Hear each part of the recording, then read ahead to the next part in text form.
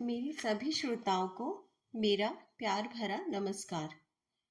आज मैं आपके लिए लाई हूँ हिंदी के महान साहित्यकार प्रेमचंद जी की लिखी हुई एक कहानी जिसका शीर्षक है गिला।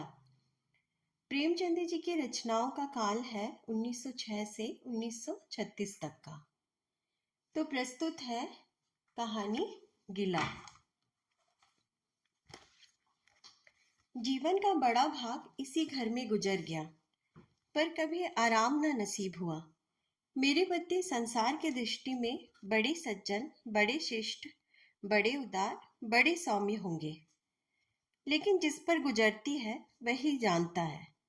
संसार को उन लोगों की प्रशंसा करने में आनंद आता है जो अपने घर को भाड़ में झोंक रहे हों, गैरों के पीछे अपना सर्वनाश किए डालते हों।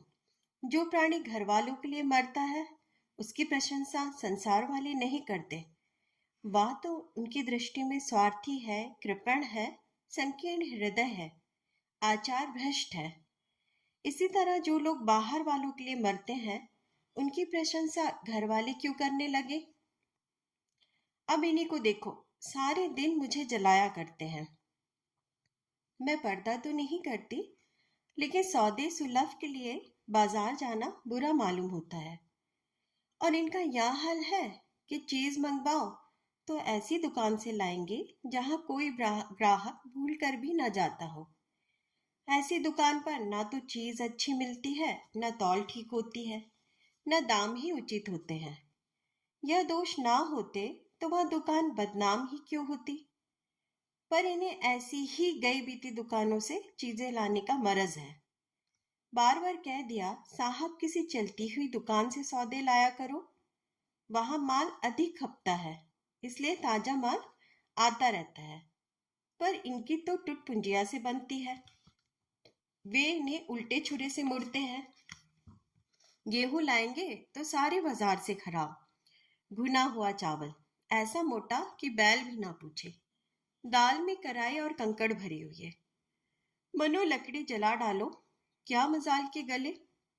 घी लाएंगे तो आधा आध तेल या 16 आने कोकोजम, और दरअसल घी से एक छटाक कम।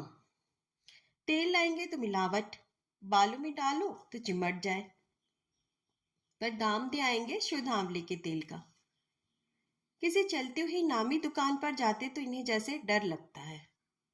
शायद ऊंची दुकान और फीके पकवान के कायल है। मेरा अनुभव तो यह है कि नीचे दुकान पर ही सड़े पकवान मिलते हैं। एक दिन की बात हो तो बर्दाश्त कर ली जाए, रोज रोज का टंटा नहीं सहा जाता। मैं पूछती हूँ, आखिर आप टुटपुंजियों की दुकान पर जाती ही क्यों है? क्या उनके पालन पोषण का ठेका तुम्ही ने ले लिया है? आप फरमाते हैं, मुझे देखकर सबके सब बुलाने लगते हैं। वाह क्या कहना है, कितनी दूर की बात कही है। जरा उन्हें बुला लो और खुशामद की दो शब्द सुना दो, थोड़ी सी स्तुति कर दो, बस आपका मिजाज आसमान पर जा पहुंचा। फिर इन्हें सुधी नहीं रहती कि यह कूड़ा करकट बांध रहा है या क्या। पूछती हूँ, उस रास्ते से जाते ही क्यों हो? क्यों किसी दूसरे रास्ते से नहीं जाते? ऐसे उठाए गिरोह को मुंह क्यों लगाते हो? इसका कोई जवाब नहीं। एक चुप 100 बाधाओं को हराती है। एक बार एक गहना बनवाने को दिया। मैं तो महाशय को जानती थी, इससे कुछ पूछना व्यर्थ समझा। अपनी पहचान के एक सुनार को बुला रही थी। संयोग से आप भी विराजमान थे। बोले, यह संप्रदाय विश्वास के योग्य नहीं, धोखा खाओगी। मैं एक सुनार को जानता हूँ, मेरे साथ का पढ़ा हुआ है, बरसों साथ साथ खेले हैं। वह मेरे बचपन का मित्र है, चालबाजी नहीं कर सकता। मैंने भी समझा, जब इनका मित्र है और वह भी बचपन का, तो कहाँ तक दोस्ती का हक ना निभाएगा। सोने का एक आभूषण और 100 रुपए इनके हवाले कर दिए।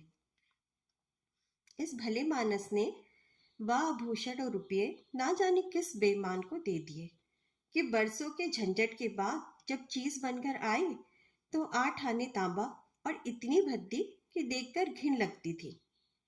बरसों की अभिलाषा धूल में मिल गई, रो पीट कर बैठी रही। ऐसे ऐसे वफादार तो इनके मित्र हैं जिन्हें मित्र की गर्दन पर छुरी फेरने पर भी संकोच नहीं। इनकी दोस्ती भी उन्हीं लोगों से है जो जमाने भर के जट, गिरहकट, लंगोटी में फाक खेलने वाले फाके मस्त हैं, जिनका उद्यम ही इन जैसे आंखों के अंधों से दोस्ती गांठना है। नित्य ही एक न एक महाशय उधार मांगने के लिए सिर पर सवार रहते हैं और बिना लिए गला नहीं छोड़ते। मगर ऐसा कभी ना हुआ कि किसी ने रुपए चुकाए हो। आदमी एक बार खोकर सीखता है, दो बार खोकर सीखता है, किंतु यह भले मानस 1000 बार खोकर भी नहीं सीखते। जब कहती हो रुपए तो दे आए, अब मांग क्यों नहीं लाते, क्या मर गए तुम्हारे वह दोस्त, तो बस बंगले झाँक कर रह जाते हैं। आपसे मित्रों को सूखा जवाब नहीं दिया जाता। खैर, सूखा जवाब ना दे। मैं भी नहीं कहती कि दोस्तों से बेनुरोक्ति करें, मगर चिकनी चुपड़ी बातें तो बना सकते हैं, बहाना तो कर सकते हैं। किसी मित्र ने रुपए मांगे और आपके सिर पर बोझ पड़ा, बेचारे कैसे इनकार करें। आखिर लोग जान जाएंगे कि नहीं यह महाशय भी हुक्कल ही है। इनके हविस यह है कि दुनिया इन्हें संपन्न समझती रहे, चाहे मेरे गहने ही क्यों ना गिरवी रखने पड़े। सच कहती हूँ, कभी कभी तो एक एक पैसे की तंगी हो जाती है और इन भले आदमी को रुपए जैसे घर में काटते हैं। जब तक रुपए के वारे नारे ना कर लें, इन्हें चैन नहीं। इनकी करतूत कहाँ तक गाऊं, मेरी तो नाक में दम आ गया। एक न एक मेहमान रोज यमराज की भांति सिर पर सवार रहते हैं। ना जाने कहाँ के बेफिक्रे इनके मित्र हैं। कोई कहीं से आकर मरता है, कोई कहीं से। घर क्या है, अपाहिजों का अड्डा है। जरा सा तो घर, मुश्किल से 2 पलंग, ओढ़ना बिछोड़ना भी फालतू नहीं। मगर आप हैं कि मित्रों को निमंत्रण देने के लिए तैयार। अब तो अतिथि के साथ लेटेंगे, इसलिए इन्हें चारपाई भी चाहिए, ओढ़ना बिछोना भी चाहिए, नहीं तो घर का पर्दा खुल नहीं जाएगा। जाता है मेरे बच्चों के सिर। गर्मियों में तो खैर कोई मुजायका नहीं, लेकिन जाड़ों में तो ईश्वर ही याद आते हैं। गर्मियों में भी खुली छत पर तो मेहमानों का अधिकार हो जाता है। अब मैं बच्चों को लेकर पिंजड़े में पड़ी फड़फड़ाया करूं। इन्हें इतनी समझ भी नहीं कि जब घर की यह दशा है तो क्यों ऐसों को मेहमान बनाए जिनके पास कपड़े लत्ते तक नहीं। ईश्वर की दया से इनके सभी मित्र इसी श्रेणी के हैं। एक भी ऐसा माई का लाल नहीं जो समय पड़ने पर ढेले से भी इनकी मदद कर सके। 2-1 बार महाशय को इसका अनुभव हो भी चुका है, मगर इस जड़ भरत ने जैसे आंखें ना खोलने की कसम खा ली है। ऐसे ही दरिद्र भट्टाचार्यों से इनकी पटती है। शहर में इतने लक्ष्मी के पुत्र हैं, पर आपका किसी से परिचय नहीं। उनके पास जाते इनकी आत्मा दुखती है। दोस्ती गांठेंगे ऐसों से जिनके घर में खाने का ठिकाना नहीं। एक बार हमारा कहार छोड़कर चला गया। कई दिन कोई दूसरा कहार ना मिला। किसी चतुर और कुशल कहार की तलाश में थी, किंतु आपको जल्द से जल्द कोई आदमी रख लेने की धुन सवार हो गई। घर के सारे काम पूर्ववत चल रहे थे, पर आपको मालूम हो रहा था कि गाड़ी रुकी हुई है। मेरा जूठे बर्तन मांजना और अपना साग भाजी के लिए बाजार जाना इनके लिए असहाय हो उठा। एक दिन जाने कहां से एक बांगड़ू को पकड़ लाए। उसकी सूरत कह देती थी कि कोई जांगलू है, मगर आपने उसका ऐसा बखान किया कि क्या कहूँ। बड़ा होशियार है, बड़ा आज्ञाकारी, परले सिरे का मेहनती, गजब का सलीकेदार और बहुत ही ईमानदार। खैर, मैंने उसे रख लिया। मैं बार बार क्यों इनकी बातों में आ जाती हूँ, इसका मुझे स्वयं आश्चर्य है। यह आदमी केवल रूप से आदमी था। आदमियत के कोई लक्षण उसमें न थे। किसी काम की तमीज नहीं। बेईमान न था, पर गधा अव्वल दर्जे का। बेईमान होता तो कम से कम इतनी तस्कीन तो होती कि खुद खा जाता है। अभागा दुकानदारों के हाथों लुट जाता था। 10 तक की गिनती भी उसे ना आती थी। 1 रुपया देकर बाजार भेजूं तो संध्या तक हिसाब न समझा सके। क्रोध पी पी कर रह जाती थी। रक्त खौलने लगता था कि दुष्ट के कान उखाड़ लूं, मगर इन महाशय को उसे कभी कुछ कहते नहीं देखा। डांटना तो दूर की बात है। आप नहा धोकर धोती छाट रहे हैं और वह दूर बैठा तमाशा देख रहा है। मैं तो बच्चे का खून पी जाती, लेकिन इन्हें जरा भी गम नहीं। जब मेरे डांटने पर धोती छाटने जाता भी तो आप उसे समीप न आने देते, बस उसके दोषों को गुड़ बनाकर दिखाया करते थे। और इस प्रयास में सफल भी ना होते तो दोषों पर पर्दा डाल देते थे। मूर्ख को झाड़ू लगाने की भी तमीज ना थी। मर्दाना कमरा ही तो सारे घर में ढंग का एक कमरा है। उसमें झाड़ू लगाता तो इधर की चीज उधर, ऊपर की नीचे, मानो कमरे में भूकंप आ गया हो। और गर्द का यह हाल कि सांस लेना कठिन। पर आप शांतिपूर्वक कमरे में बैठे हैं जैसे कोई बात ही नहीं। एक दिन मैंने उसे खूब डांटा, कल से ठीक ठाक झाड़ू ना लगाई तो कान पकड़कर निकाल दूंगी। सवेरे उठकर देखती हूँ कमरे में झाड़ू लगी हुई है और हर एक चीज करीने से रखी हुई है, गर्द गुबार का नाम नहीं। मैं चकित होकर देखने लगी तो आप हंसकर बोले, देखती क्या हो, आज घूरे ने बड़े सवेरे उठकर झाड़ू लगाई है। मैंने समझा दिया, तुम ढंग से तो बताती नहीं, उल्टे डांटने लगती हो। मैंने समझा, खैर दुष्ट ने कम से कम एक काम तो सलीके से किया। अब रोज कमरा साफ सुथरा मिलता। घूरे मेरी दृष्टि में विश्वासी बनने लगा। संयोग की बात, एक दिन मैं जरा मामूल से सवेरे उठ बैठी और कमरे में आई तो क्या देखती हूँ कि घूरे द्वार पर खड़ा है और आप तन मन से कमरे में झाड़ू लगा रहे हैं। मेरी आंखों में खून उतर आया। उनके हाथ से झाड़ू छीनकर घूरे के सिर पर जमा दी। हरामखोर को उसी दम बाहर निकाल दिया। आप फरमाने लगे, उसका महीना तो चुका दो। वाह री समझ, एक तो काम ना करे, उस पर आग दिखाए, उस पर पूरी मजूरी भी चुका दो। मैंने एक कौड़ी भी ना दी। एक कुर्ता दिया था वह भी छीन लिया। इस पर जड़ भरत महाशय मुझसे कई दिन रूठे रहे, घर छोड़कर भागे जाते थे, बड़ी मुश्किलों से रुके। ऐसे ऐसे भोंदू भी संसार में पड़े हुए हैं। मैं ना होती तो शायद अब तक इन्हें किसी ने बाजार में बेच दिया होता। एक दिन मेहतर ने उतारे कपड़ों का सवाल किया। इस बेकारी के जमाने में फालतू कपड़े तो शायद पुलिस वालों या रईसों के घर में हो, मेरे घर में तो जरूरी कपड़े भी काफी नहीं। आपका वस्त्रालय एक बच्ची में आ जाएगा जो डाक के पार्सल से कहीं भेजा जा सकता है। फिर इस साल जाड़ों के कपड़े बनवाने की नौबत ना आई। पैसे नजर नहीं आते, कपड़े कहाँ से बने। मैंने मेहतर को साफ जवाब दे दिया। कड़ाके का जाड़ा पड़ रहा था, इसका अनुभव मुझे कम ना था। गरीबों पर क्या बीत रही है इसका भी मुझे ज्ञान था। लेकिन मेरे या आपके पास खेत के सिवा इसका और क्या इलाज है।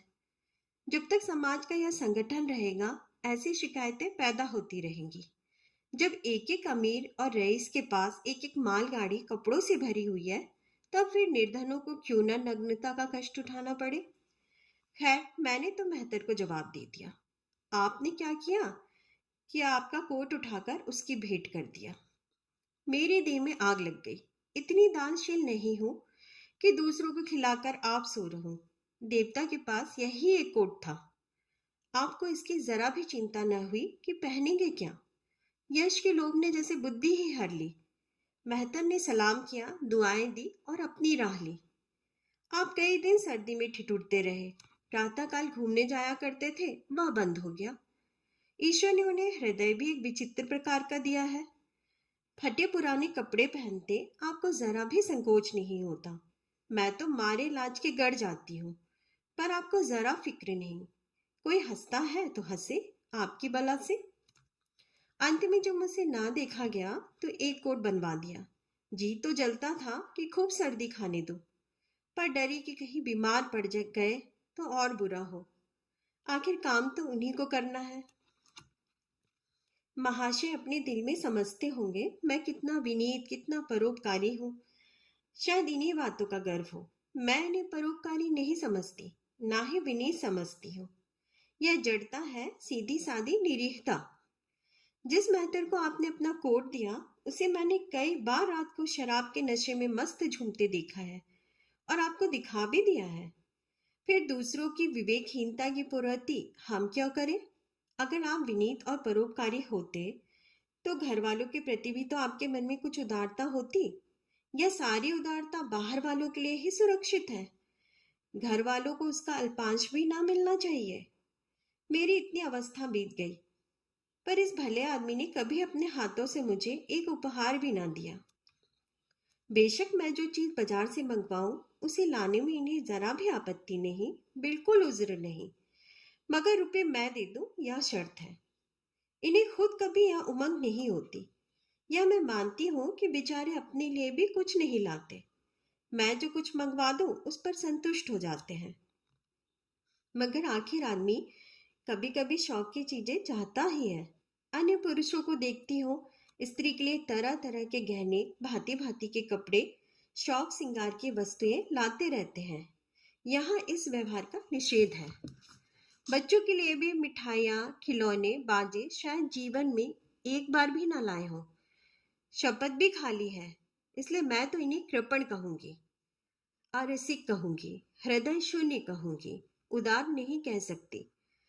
दूसरों के साथ इनका जो सेवा भाव है उसका कारण है इनका यश लोभ और व्यवहारिक अज्ञानता। आपके विनय का यह हाल है कि जिस दफ्तर में आप नौकर हैं उसे उसके किसी अधिकारी से आपका मेल जोल नहीं। अफसरों को सलाम करना तो आपकी नीति के विरुद्ध है।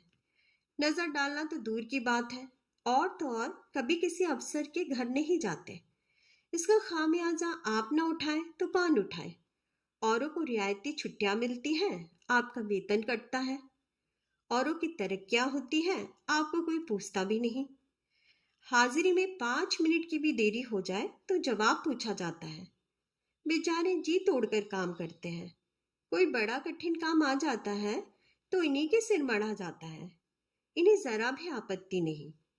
दफ्तर में इन्हें घिस्सू पिस्सू आदि उपाधियां मिली हुई हैं, मगर पड़ाव कितना ही बड़ा मारे इनके भाग्य में वही सूखी घास लिखी है। यह विनय नहीं है, स्वाधीन मनोवृत्ति भी नहीं है। मैं तो इसे समय चातुरी का अभाव कहती हूँ, व्यवहारिक ज्ञान की क्षति कहती हूँ। आखिर कोई अफसर आपसे क्यों प्रसन्न हो? इसलिए कि आप बड़े मेहनती हैं।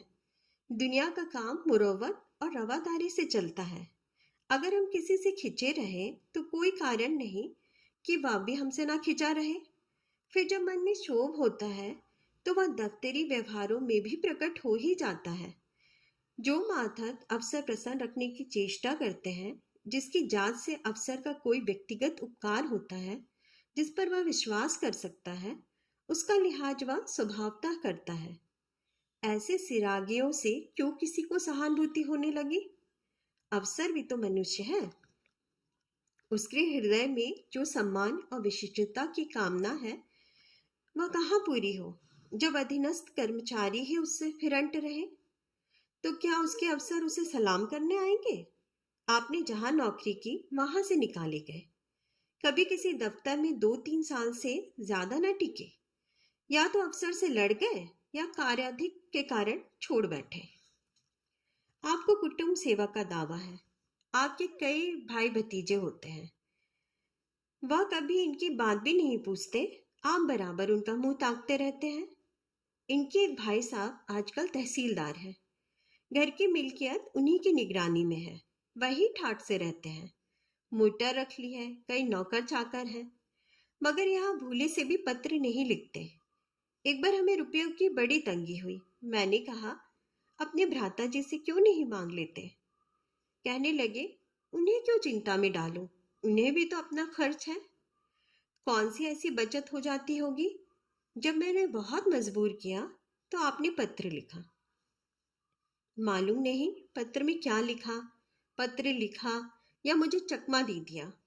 रुपए ना आए थे ना आने थे।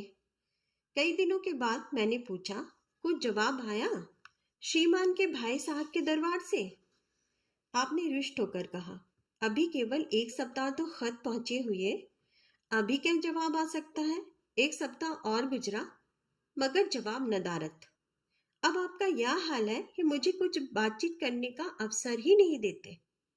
इतने प्रसन्नचित्त नजर आते हैं कि क्या कहूं।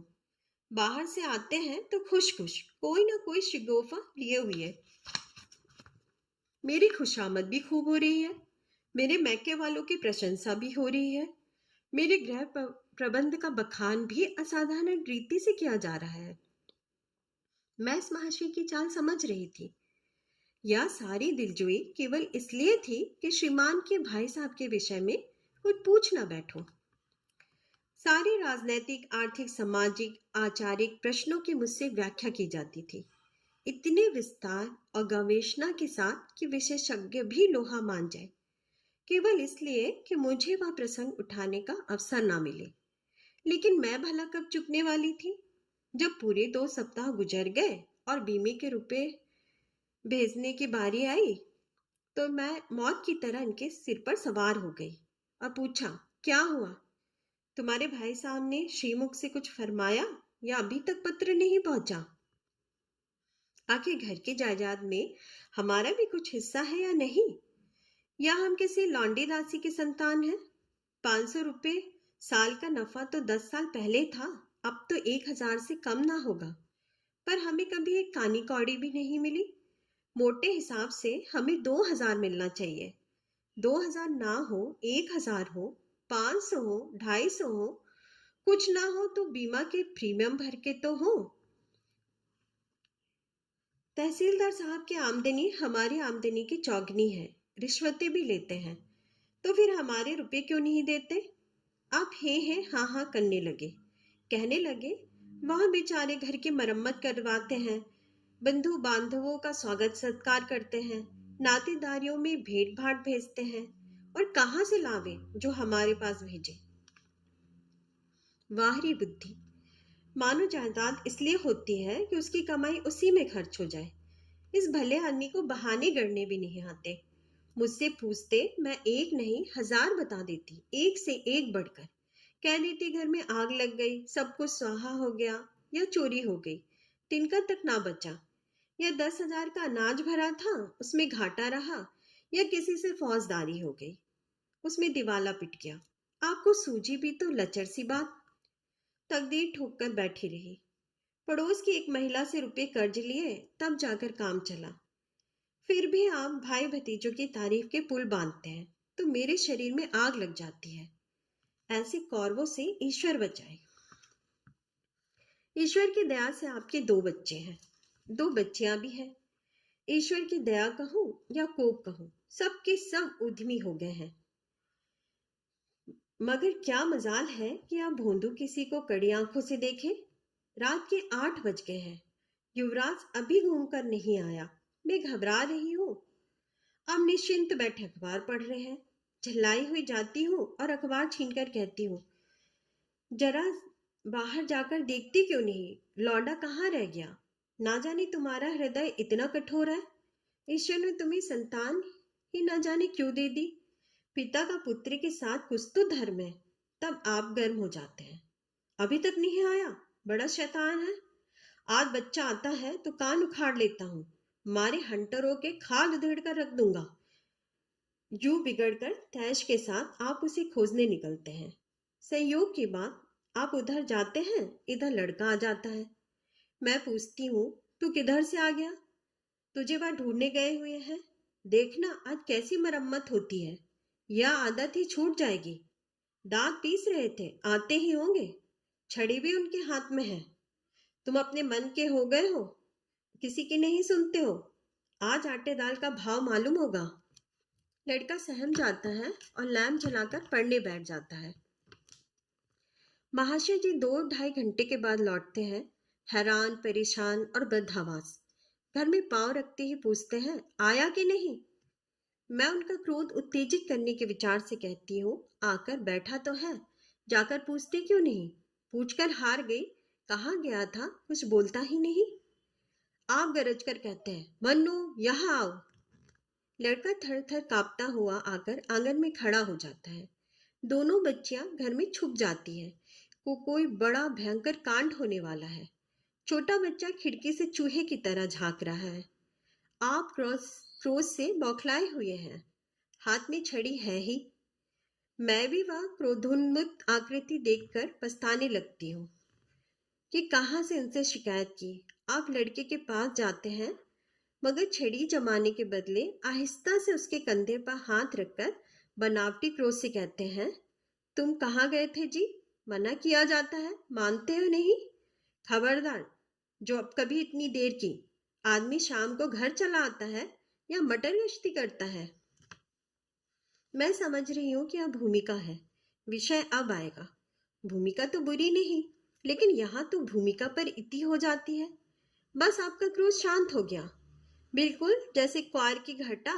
घेर घार हुआ, काले बादल आए, गड़गड़ाहट हुई और गिरी क्या 4 बूंदे।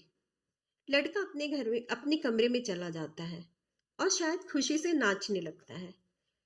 मैं पराभूत होकर कहती हूँ, तुम तो जैसे डर गए। भला 2-4 तमाचे तो लगाए होते। इसी तरह तो लड़के शुरू हो जाते हैं। आप फरमाते हैं, तुमने सुना नहीं मैंने कितनी जोर से डांटा? बच्चा की जान ही निकल गई। देख लेना जो फिर कभी देर से आए।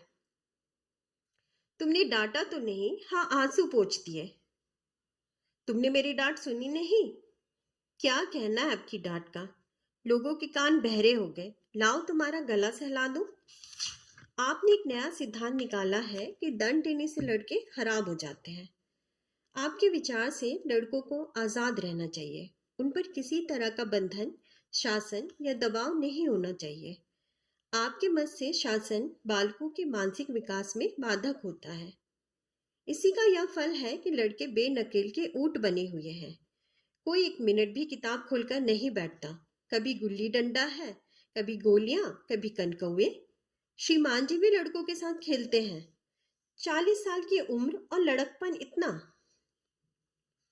मेरे पिताजी के सामने मजाल थी कि कोई लड़का कनकौआ उड़ा ले या गुल्ली डंडा खेल सके। खून पी जाते। प्रातःकाल से लड़कों को लेकर बैठ जाते थे। स्कूल से जो ही लड़के आते फिर ले बैठते थे। बस संध्या समय आधे घंटे की छुट्टी देते थे। रात को फिर जोड़ देते। या नहीं कि आप तो अखबार पढ़ा करें और लड़के गली गली भटकते फिरे।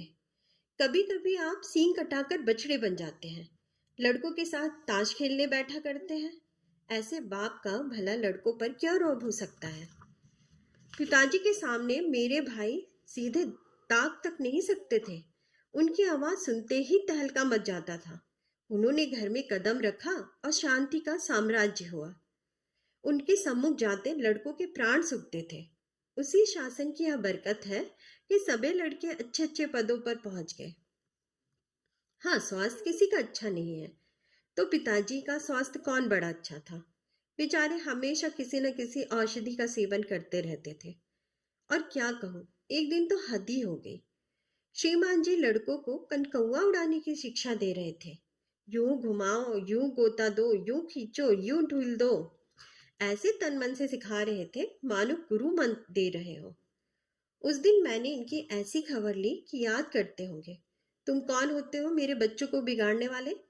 तुम्हें घर से कोई मतलब नहीं है ना हो, लेकिन आप मेरे बच्चों को खराब ना कीजिए। बुरी बुरी आदतें ना सिखाइए।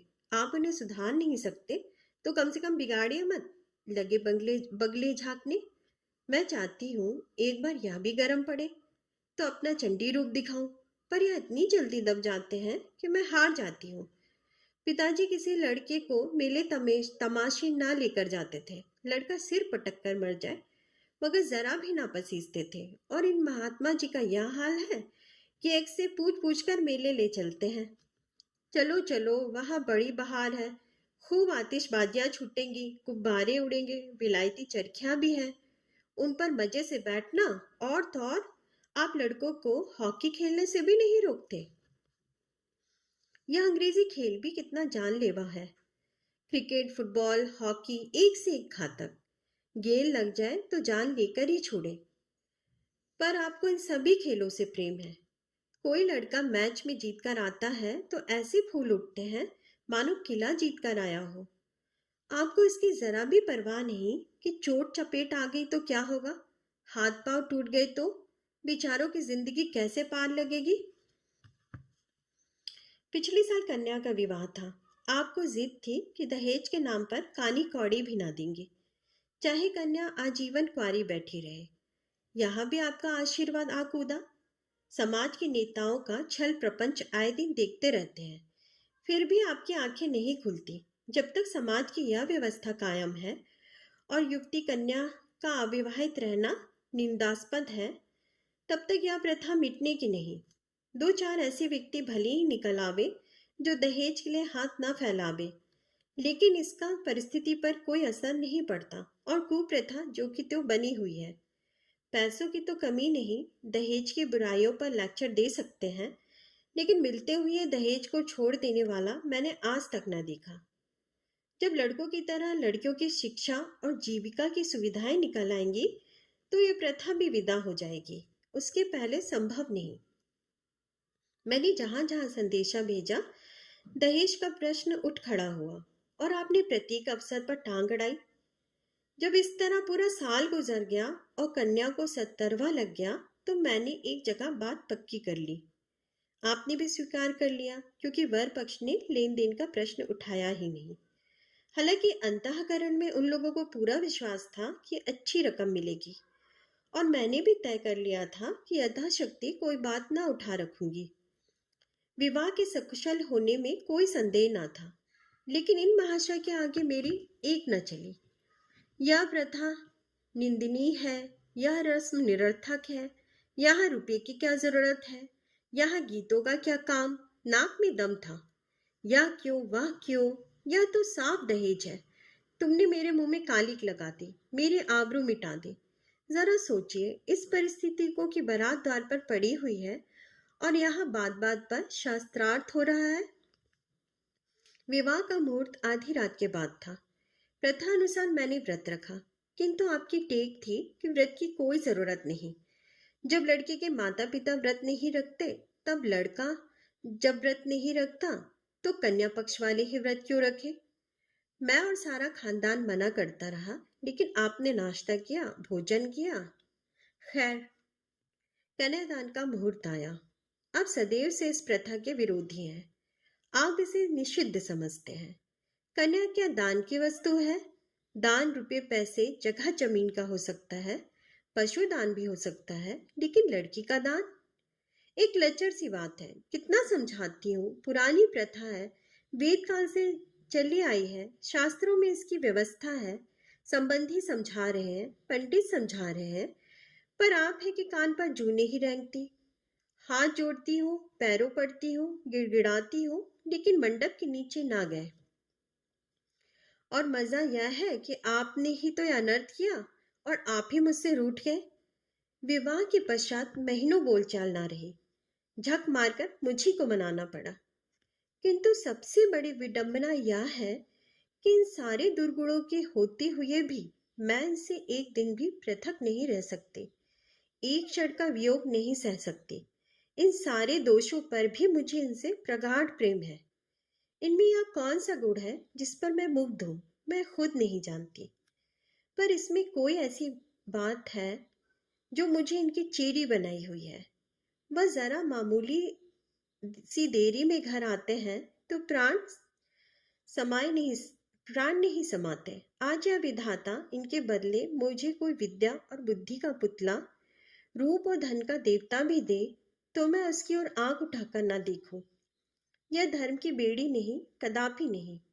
प्रथागत पतिव्रत भी नहीं, बल्कि हम दोनों की प्रकृति में कुछ ऐसी क्षमताएं, कुछ व्यवस्थाएं उत्पन्न हो गई हैं, मानो किसी मशीन के कल पुर्जे घिस घिसाकर फिट हो गए हों और एक पुर्जे की जगह दूसरा काम न दे सके, चाहे वह पहले से कितना ही सुडौल, नया और सुदृढ़ क्यों न हो। जाने हुए रास्ते से हम निशंक आंख बंद किए चले जाते हैं। उसके ऊंच नीच, मोड़ और घुमाव सब हमारी आंखों में समाये हुए हैं। अनजान रास्ते पर चलना कितना कष्टप्रद होगा। शायद आज